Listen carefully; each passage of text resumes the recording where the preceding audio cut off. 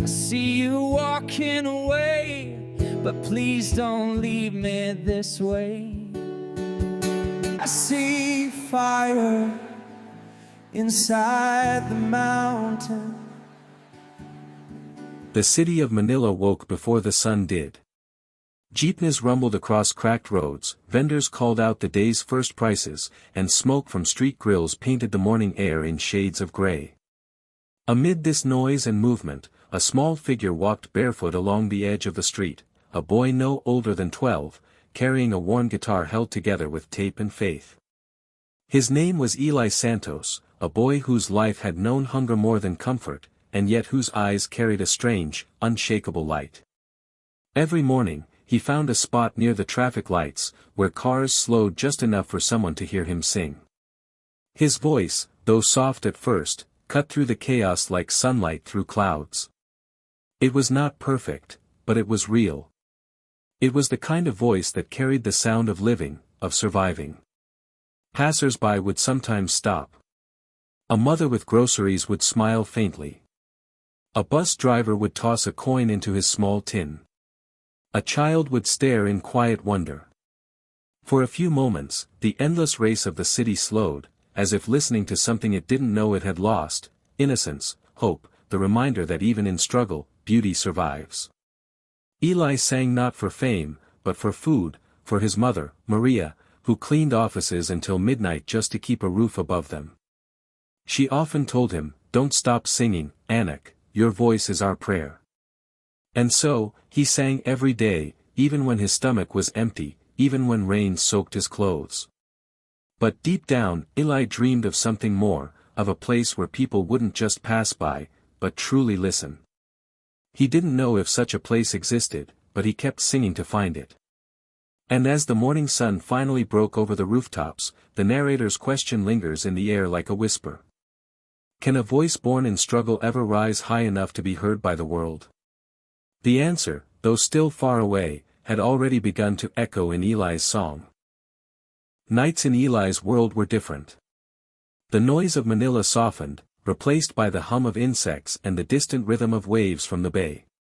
Their small shack, made of patched wood and rusted tin, stood in a narrow alley crowded with other lives just like theirs, people who worked all day to simply survive another one. Inside, Maria sat by a flickering lamp, her hands sore from scrubbing floors. She watched her son clean his old guitar with the same care one might give to a sacred thing. The guitar was his most precious possession, a gift from a stranger he barely remembered, a man who had once seen Eli singing near a market and placed the instrument in his hands before disappearing into the crowd. Its strings were uneven, its body cracked, but to Eli, it sounded like hope. Music was his escape. Every evening, he would climb the old fire escape behind their building, his feet steady on the iron rails. From the rooftop, he could see the lights of the city stretching far beyond, a sea of golden stars flickering between skyscrapers and smoke. There, he would close his eyes and sing. Songs he heard on radios, songs he made up himself, anything that carried him beyond those narrow streets. He sang to the wind, to the stars, to a world he longed to touch. In those moments, he wasn't the boy with torn clothes or an empty stomach. He was a performer, free and fearless, his voice carried by the night. Sometimes, neighbors would hear him and pause by their windows. They would whisper, "That boy, his voice could be something great." But dreams like his rarely found wings in places like these. Until one day, as he sang beneath the morning sun, a foreign tourist stopped nearby, camera in hand, eyes wide. He recorded Eli's voice, smiled softly, and walked away without a word. Eli didn't think much of it. Weeks passed since that morning when the tourist had recorded Eli. Life went on as it always did, the same songs, the same corners, the same hunger wrapped in quiet hope. He didn't know that somewhere across the ocean, in a city of glass towers and endless lights, his voice had begun to travel.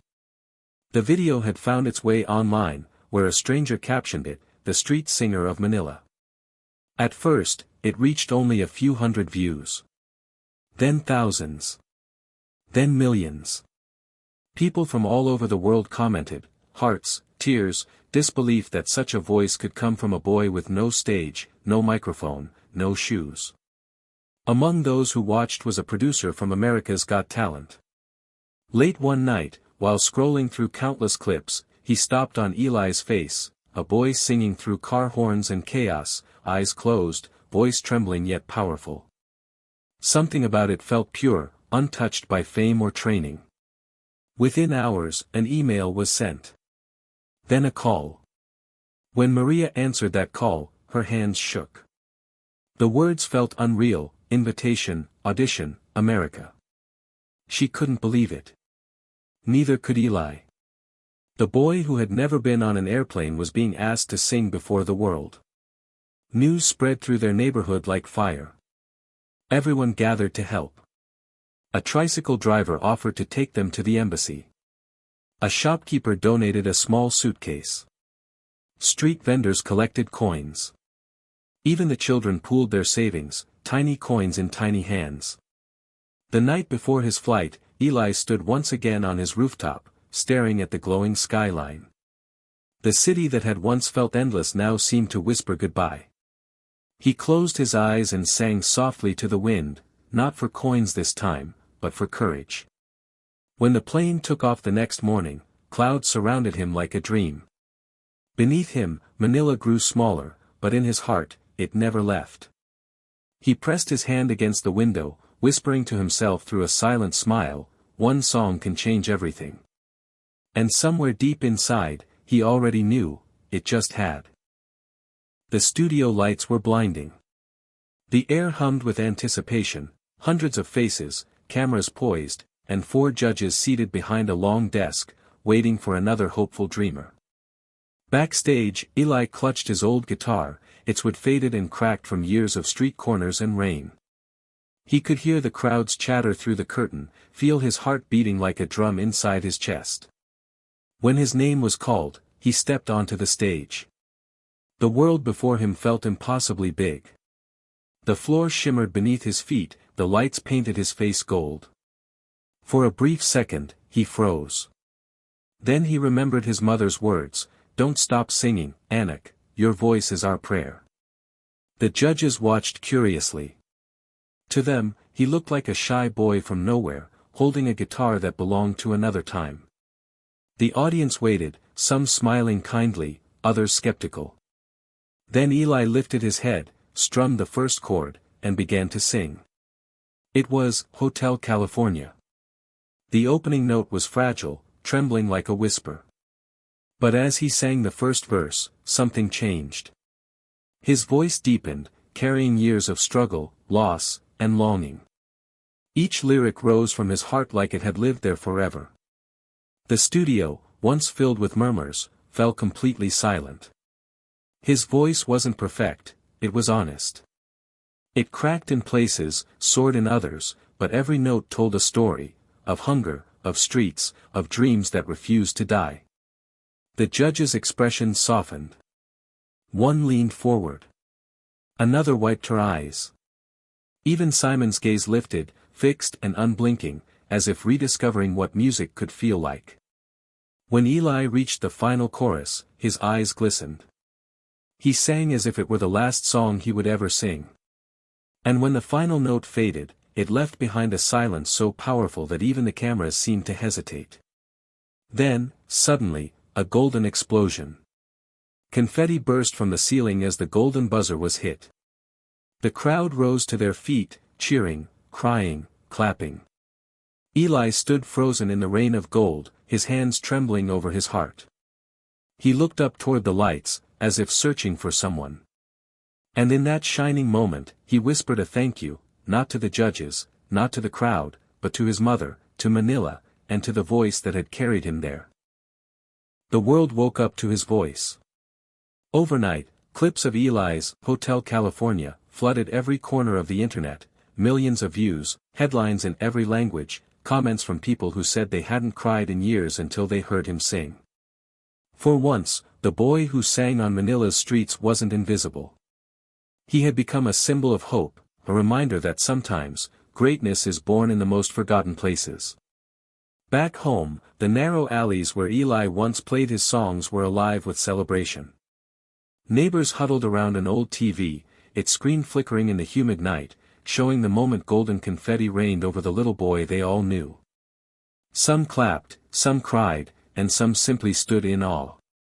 In the small shack near the end of the lane, Maria covered her mouth with trembling hands. Her son's dream, their prayer, had reached the world. Days later, Eli returned to Manila.